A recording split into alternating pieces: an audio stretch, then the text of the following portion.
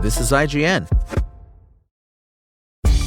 Call of Duty and PlayStation 5 lead US video game sales in January. Welcome to your IGN Daily Update. But first, Nier Automata, Yoko Taro, and Platinum Games' 2017 action RPG follow-up to Nier and the Drakengard series has officially sold 10 million copies 9 years after its release. This comes from a tweet or X post and YouTube video shared by the official accounts for Nier and publisher Square Enix, respectively. The post includes a celebratory piece of Nier Automata art.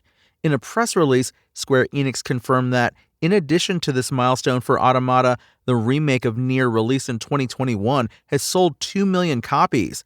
The 6-minute-long YouTube video provides a recap of everything Nier Automata related from the last decade, and unless you're a superfan, the sheer volume is probably a lot higher than you'd expect. There's the game itself and its various re-releases and ports, plus multiple concerts, stage presentations, written works, animation, and more. Tantalizing as it sounds that this may mean another game is in the works, Nier fans have been here before. A number of the Nier works shown in that video have seemingly teased more Nier to come, but it's never quite been the AAA video game rendition fans wanted. And Daniel Radcliffe is a household name, there's no denying that, and so is the character that made him famous, Harry Potter. But believe it or not, Radcliffe is trying to distance himself from the character in the eyes of one person, his 2-year-old son, who has yet to connect him to the original films through the multitude of images out there of his father as the iconic protagonist. Does my son know who Harry Potter is? No, not yet, Radcliffe told the New York Times in a recent interview. Interestingly enough, Radcliffe isn't super interested in having his son, whom Radcliffe welcomed with girlfriend Erin Dark in April 2023, watch the Potter films he starred in if he becomes intrigued by the series.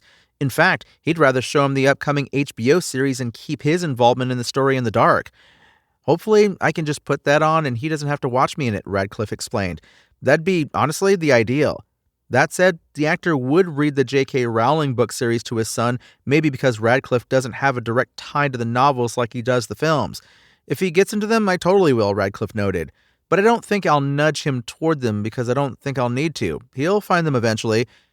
The upcoming HBO Harry Potter series is set to arrive on the network in early 2027, and you can currently stream all of the original Harry Potter films on HBO Max and Peacock.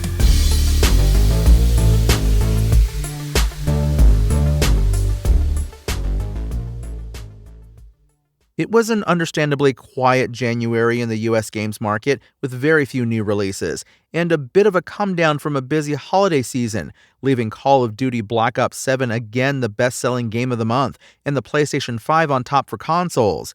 The PS5 led hardware in both unit and dollar sales, with the Nintendo Switch 2 taking second in both, according to analysis shared by Circana Senior Director and Analyst Matt Piscatella. Overall, hardware spending was up 16% year over year, with an increase in Switch 2 spending, admittedly an increase over nothing as the Switch 2 wasn't out last year, offsetting declines in spending on PS5, which was down 17%, Xbox Series down 27%, and Switch 1 down a whopping but understandable 79%. Accessory spending was down 5% to $185 million.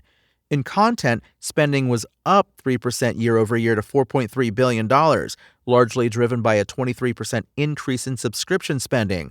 Call of Duty Black Ops 7 was once again the best-selling game of the month, followed by NBA 2K26 again in the number 2 spot, and Madden NFL 26 rising from number 4 in December to number 3 in January. Battlefield 6, December's number 3, dropped to number 5 in January. The only new game entering the top 20 for January was Code Vein 2, which came in at number 11. We did see Final Fantasy VII Remake leap from number 225 in December to number 9 in January, thanks to its Xbox Series and Nintendo Switch 2 releases. Fallout also made a big jump from number 68 to number 20, possibly thanks to both Season 2 of the Fallout show coinciding with a major drop in price on Steam at the end of the month. Additionally, Piscatella tells IGN that outside the top 20, both Fable Anniversary and Animal Crossing New Horizons saw significant sales bumps. In the former's case, this was thanks to the new trailer for the upcoming Fable game, and in the latter's, due to the DLC and Switch 2 release. Overall, Total gaming spending reached $4.7 billion, up 3% year over year. Not exactly a thrilling start to 2026, but when has January ever been an explosive month for games? That's your IGN Daily Update. My name is Tony Jackson, and if you want more news on your favorite games and entertainment topics, make sure to visit us at IGN.com. You can also download our free app on your phone or console and subscribe to our weekly podcast through the podcast service of your choice.